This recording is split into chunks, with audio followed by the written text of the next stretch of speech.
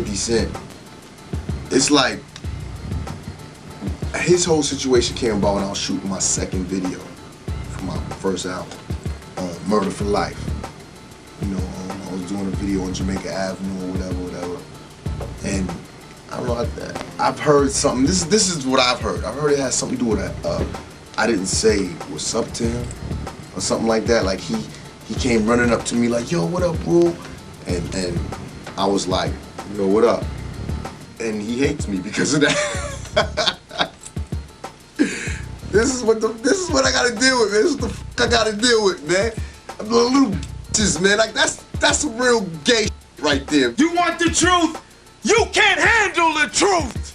You know, I never had a problem with Jay's success, never had a problem with X's success. You know, I rooted for them, I cheered for them, you know, but I never got the same love in return. But when it came time for us to shoot a video, you know, it was one of those things like, I guess they was too big to be in my video. Actually, I think X was gonna do the video.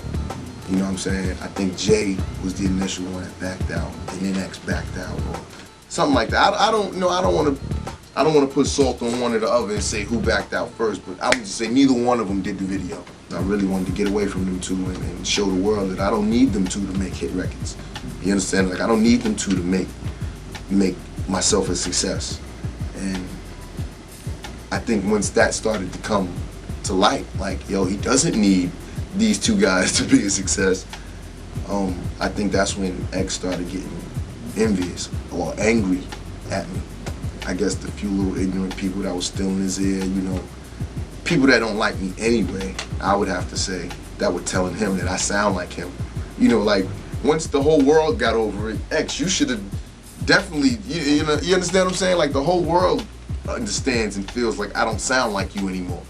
Like it was a misunderstanding, you understand? We both have deep voices, that's it. Now that the whole world understands that we don't sound alike, he comes out of nowhere and says, yo, I got a song called Ruled Out. He's trying to bite my style, he's trying to sound like me. X, this is my 4th album. You understand? Like we could've, like why didn't you address this my 1st album, my 2nd album, my 3rd album? You can't handle the truth! With me and Jay, I've never really had no problems with Jay.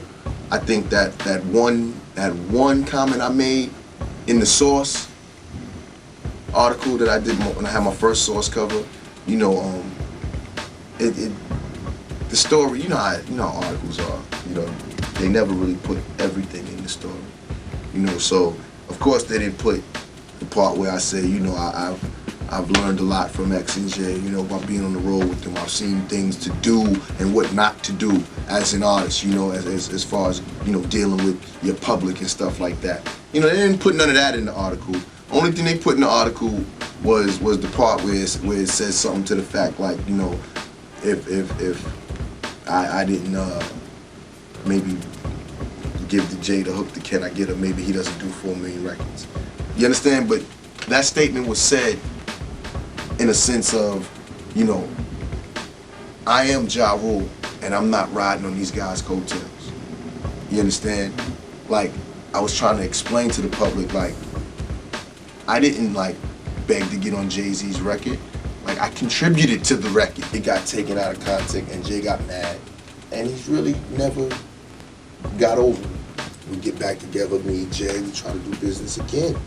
You know, for the Sprite, for the summer we tried to tour, me, him, and Puff. And I thought we came to a good agreement, you know, on the tour situation, but at the last minute, Jay backed out on me and Puff. And I ain't gonna front, that had everybody upset. You know what I mean? It was like the day before we was taking our pictures for and doing the press conference, he backed out. You understand? Like it came that far, and then everybody was upset. You know what I mean? But I mean, we packed our bags, we went out on some other road trips, and we got over it. You know what I'm saying? He went out with the Sprite dudes and did a tour that really mind-boggled me. Like, wow, like I thought you weren't touring. I'm gonna tell you, like, what type of guy Jay is, you know what I'm saying? he'll do his little things that he does or whatever.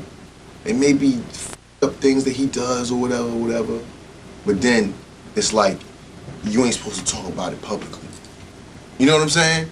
Like you're supposed to keep it on the closet and let Jay be Jay and let people have their perception of him and what he does, you know, and not let it be known that he's done something foul to you or whatever. You know what I'm saying? Like that's crazy to me.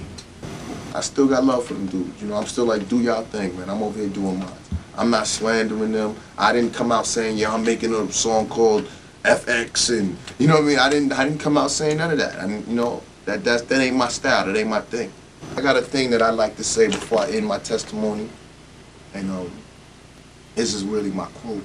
It's a quote that I'm gonna take with me to my grave, you know, and I like to say, don't be scared of hip hop, be scared for hip hop. That's my testimony.